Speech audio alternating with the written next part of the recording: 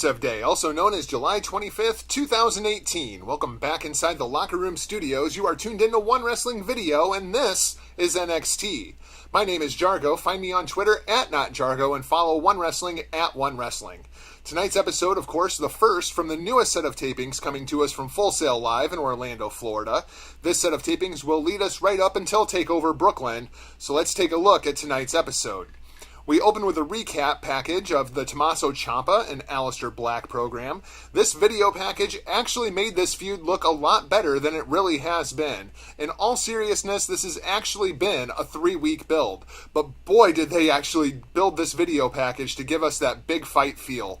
The production team at NXT really outdid themselves here. We cut to the standard cold open and the Full Sail faithful. Kicking off this week's episode of NXT is your North American champion representing the Undisputed Era, Adam Cole. I look forward to the day that Adam Cole actually turns babyface, as over as he is as the dirty scumbag heel. He's taking on Sean Maluta, who you may remember from the Cruiserweight Classic. He looks an awful lot like an Uso. Maybe that's because he's an Uso. This really a feature match for Adam Cole with a couple of nice hope spots for Maluta. Adam Cole as a personality and as a character certainly over inside of NXT, but he really hasn't had a whole lot of opportunity to showcase his moveset inside of Full Sail. Cole makes his fairly short work of Maluta here after a big super kick and the last shot knee to the back of Maluta's neck. Cole then takes the mic and does what Adam Cole does. He cuts one hell of a promo. He's one of the best promos inside of the business today, in my opinion. He's interrupted by the one and only Ricochet. Ricochet throws down the gauntlet to Cole for TakeOver Brooklyn, a challenge that Cole just denounces. He says fighting Ricochet in Brooklyn would be lowering himself to Ricochet's level. As Cole's walking away, Ricochet calls Cole a coward. The Full Sail faithful joins in a full-on coward chant. Cole screams back that he doesn't have anything to prove to Ricochet as he backs up the ramp. He's joined on the ramp by his Undisputed Era brothers and tag team champions, Kyle O'Reilly and Roderick Strong, but they are cut off as the artists formerly known as War Machine. As they head back towards the ring, the champions decide to exit over towards the commentary booth where they're met by Mustache Mountain. Everybody seems to be coming for the gold of the Undisputed Era. A brief skirmish between the former and current champions before Undisputed Era find their way out of Full Sail. This was a fantastic segment. Number one, you have a feature match for Adam Cole. You get the challenge being thrown down by Ricochet. Cole basically just saying, "You're not worth my time" to Ricochet, which is a great way to actually kick this feud off. As he's joined by Strong and O'Reilly, War Machine comes out. I would love to see Undisputed Era take on War Machine at TakeOver Brooklyn. They run away from them. They run into the former champions, Mustache Mountain. I'd love to see that match at TakeOver Brooklyn too. Hell, I'd love to see a match between the artists formerly known as War Machine and Mustache Mountain for a number one contenders match to see who will be taking on the Undisputed Era in Brooklyn. Let's hope that that's coming up in the next couple of weeks. We then go to a contract signing pre-tape with Kairi Sane, Shayna Baszler, and NXT General Manager William Regal. Shayna says that she has risen to the top of the division while Kairi is still living in the past. Kairi takes the contracts and signs, passes the contract over to William Regal and says that she knows it, Shayna knows it, she can beat Shayna Baszler. Baszler retorts, cutting down not only Kairi, but also Dakota Kai and Candice LeRae. She says that Kairi Sane is just a phony, and in Brooklyn, she's going to prove it. Really good stuff from both ladies here, even dealing with Kairi's broken English. Very good pre-tape from these two, building to the mashup inside of Brooklyn. I'm really looking forward to this match. I really like what Shayna Baszler has done with her character since she has won this championship. I'm ready for Shayna Baszler to come up to the main roster, but I'm not sure that Kairi Sane is necessarily the direction that I want to go. NXT did a couple of things inside of the women's division that we'll talk about a little bit later that you thought that they gave a little bit of something away, and then they pulled it back. Really, really good stuff. Tommaso Ciampa is then shown backstage preparing for his big match later on tonight as he's going to be taking on Aleister Black for the NXT Championship. We're shown a little bit of a recap of the drama from the Royal Albert Hall regarding EC3 and the Velveteen Dream. They were, of course, a tag team over there at the Royal Albert Hall with Velveteen Dream walking out on EC3. While the one percenter is coming for the Dream, he will be taking on the finest, Kona Reeves, next week on NXT TV. Of course, we saw this match set up last week on NXT. Tanella Price next out to make her NXT TV debut. She'll be taking on the First Lady of NXT, Lacey Evans, in your NXT Women's Division action this week. Evans dominates Price right from the opening bell. Evans makes short work of Price, hitting the woman's right. Very much a squash showcase match for Lacey Evans. Of course, I've been saying for weeks now that Lacey Evans, she needs somebody to hold her hand to get through the match and have it be of good watchable quality. So I was very intrigued what they were going to do here with Price, because she's somebody that I'd never seen before. She seems very, very green. And as good as Lacey Evans felt here, when you go back and you rewatch that match, it's literally spot after spot after spot. There's none of it that's fluid. It all seems so robotic. I don't understand why people are so up on Lacey Evans. I'm just not seeing it. We then go to a backstage pre-tape with Bianca Belair. She says that she's rehabbing, and when she comes back, she's going to get what she deserves because she's undefeated. I assume that she means an NXT Women's Championship shot, which almost seems as though they're forecasting that Kairi Sane is going to beat Shayna Baszler in Brooklyn.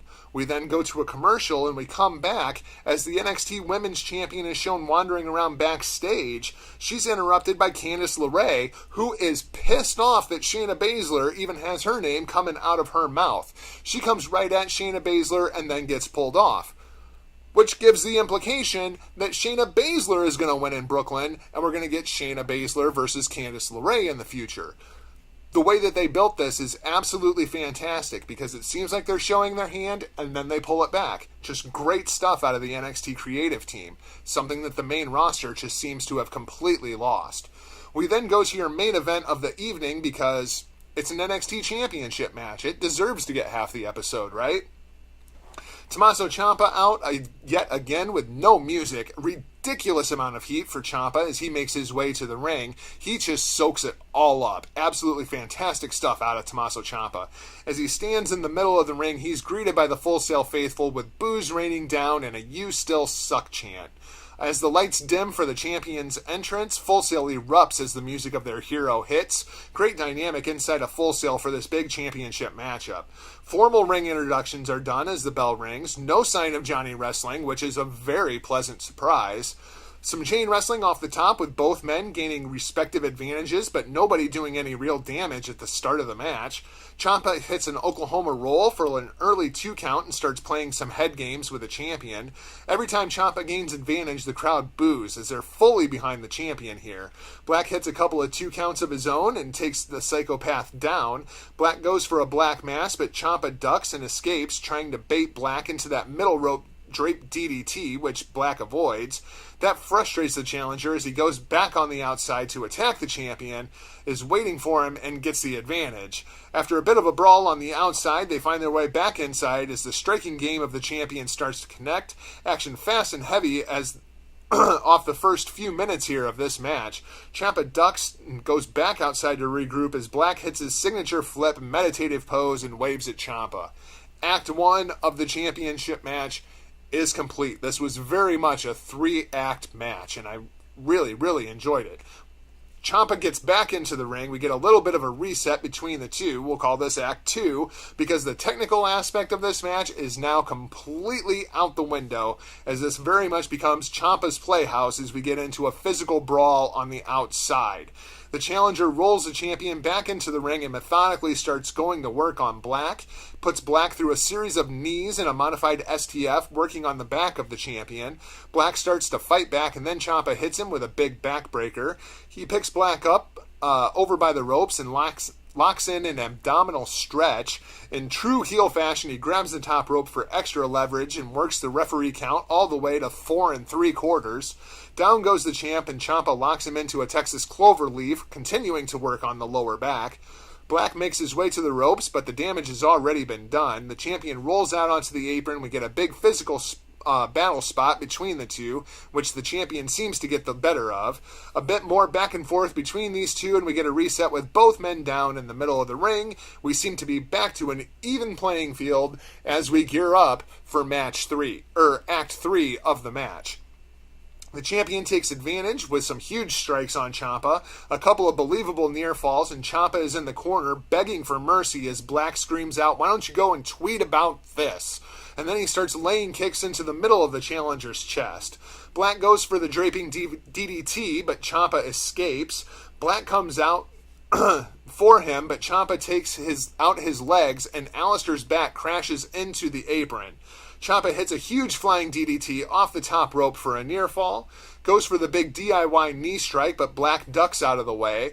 A huge high knee from the champion for a 2 count near fall. An NXT chant erupts from the Full Sail faithful.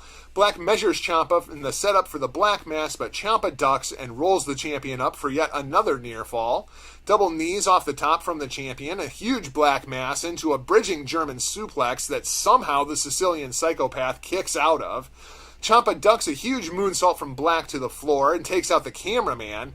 As the ref is checking on the cameraman, Ciampa nails Black with one of his crutches from behind the ref's back, goes for the pin, thought for sure this was it, but Black kicks out at 2. Black hits a huge flying tope on Ciampa to the outside.